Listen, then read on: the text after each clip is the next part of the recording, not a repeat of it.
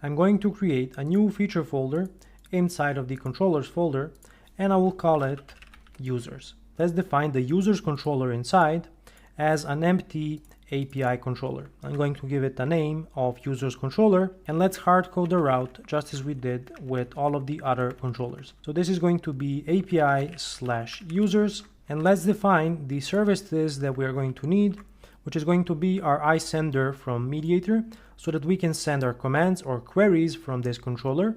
I'm going to declare just one endpoint for the time being, and this is going to be my register endpoint. The route is going to be register.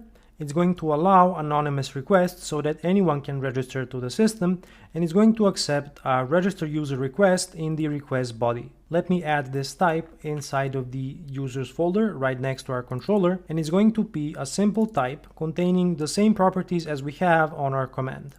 In our body of the endpoint, we are mapping our request into the command. We are sending the command and returning an OK response from the route. One more thing that we want to be doing here is, if the result is a failure, we want to return a 400 bad request containing the error.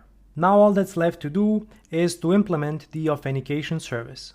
I'm going to head over into the infrastructure project, and I'm going to add this service inside of the authentication folder. This service is a little bit more involved, and it's actually implemented using a typed HTTP client that is configured to access the Keycloak RESTful API. The most important thing that you need to know is that we need to send a post request to this route containing a user representation model, and we are specifying the credentials of our user so that they can be able to log in to Keycloak. And then an interesting part here is extracting of the user identity ID from the location header on the response, because the response itself doesn't return anything in the response body. I'm going to add the required models in the models folder. We have the authorization token that we're going to use to authenticate to the Keycloak admin API. We have the user representation model, which contains a lot of information that Keycloak stores for the user, and a static method to map our user entity into a user representation model. There's also the model for the credentials, but it's not important for our discussion. To implement this, we are using the Keycloak RESTful API, which requires us to authenticate to the API using an access token that has the permissions to do so. So we're going to use the admin client that I defined in my Keycloak realm, and I'm going to create a delegating handler for our authentication service, which is a typed HTTP client. The delegating handler is essentially just a wrapper around our HTTP request. It's a similar concept to middlewares in our API, only this is wrapping our HTTP requests made by the HTTP client. The delegating handler is using Keycloak options, which contain the URL to the admin API, the token URL, which we are going to use later to obtain a JSON web token for our user's credentials, and it also has the client information for the administration and the authentication clients. If I head back to my delegating handler, let's observe what we have inside. In the sendAsync method, which we are overriding, we are first obtaining our access token so that we can authenticate with the Keycloak API. We are setting this token in the authorization header, and then we are just passing through the request to the API. We also ensure that we get back a success status code, otherwise this is going to throw an exception. Inside of the getAuthorizationToken method, we are sending a client credentials request to the token URL endpoint. We are specifying our admin client ID and secret, and we expect to get back an authorization token response which contains our access token, which we are going to use to authenticate with the Keycloak API. Now all we need to do is to register some services inside of the dependency injection class. I'm going to configure the Keycloak options from our application settings, and we need to have the respective configuration section in the application settings development JSON file. I'm going to add this section inside of the API project right now, and it's going to be right under the authentication configuration section.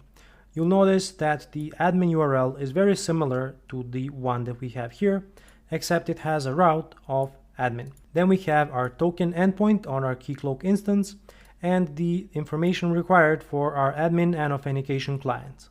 Let's go back to the infrastructure project and finish up our dependency injection configuration. We need to configure our delegating handler and our authentication service as a typed HTTP client. To configure a typed client, you call the add HTTP client method. You specify your interface and the implementation of that interface, and then I'm using the overload that gives me access to the service provider so that I can resolve a Keycloak options instance and set the base address on my HTTP client so that I don't have to configure it on every request. One more thing that we can't forget to do is to configure our new identity ID column in the user's configuration. Let's go ahead and configure a unique index on this column so that it's easier to query on, and we guarantee at the database level that we're only going to be using the same identity ID on one user record. We also need to create a migration so that this change is applied in the database. This is the migration file that's going to add the identity ID column to the users table, and now we should be able to run the application and register a user inside of the system.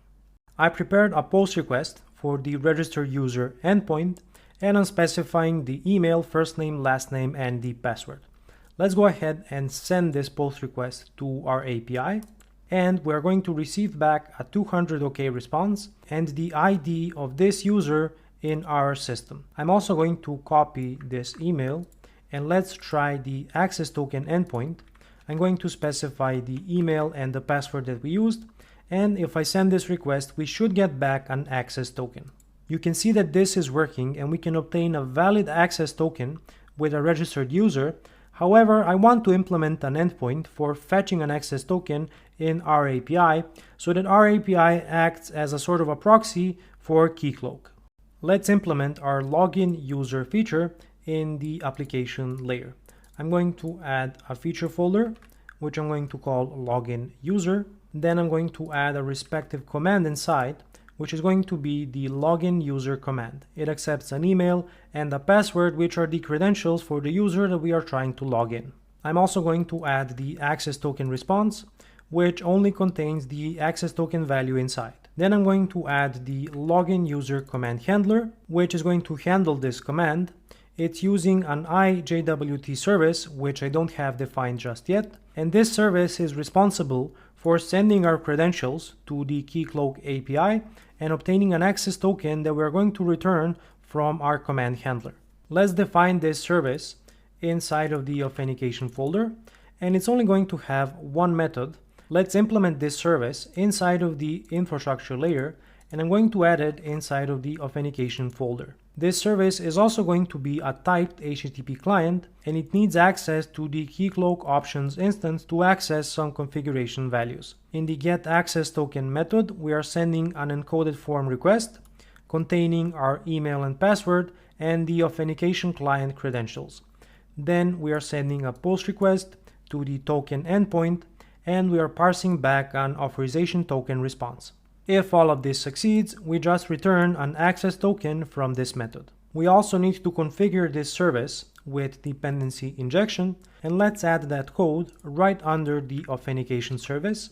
So we are registering the JWT service as an HTTP client, and this is a typed HTTP client implementation, which means that we can inject an HTTP client instance inside of the JWT service class. I'm also resolving the Keycloak options instance so that I can configure the token URL for the base address of this HTTP client. The code inside of the add infrastructure method is already growing, so let's take all of the code that's related to authentication and use the extract method refactoring, and I'm going to create a new method which I will call add authentication. So now our add infrastructure method is a little bit cleaner, and our add authentication method is easier to reason about because it only deals with authentication services.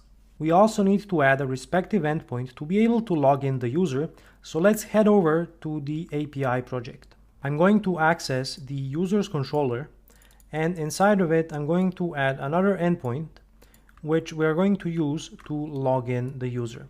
This endpoint requires a login user request, which is going to contain the email and the password for the user trying to authenticate with our API. I'm going to add this request inside of the users folder, and our endpoint should start working. Let's try to send a request to this endpoint from Postman and see if we are able to obtain an access token. I'm using the credentials for the user that we previously registered, and if I send the email and password, I expect to get back an access token. You can see I'm getting back an access token, and now let's try to use this access token in the Search Apartments endpoint. First, I'm going to send an unauthenticated request to this endpoint, and as expected, we get back a 401 unauthorized response.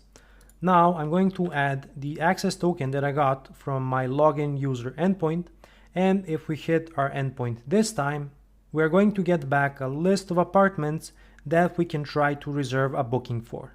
With this, we wrap up the chapter about authentication and integrating Keycloak into our system.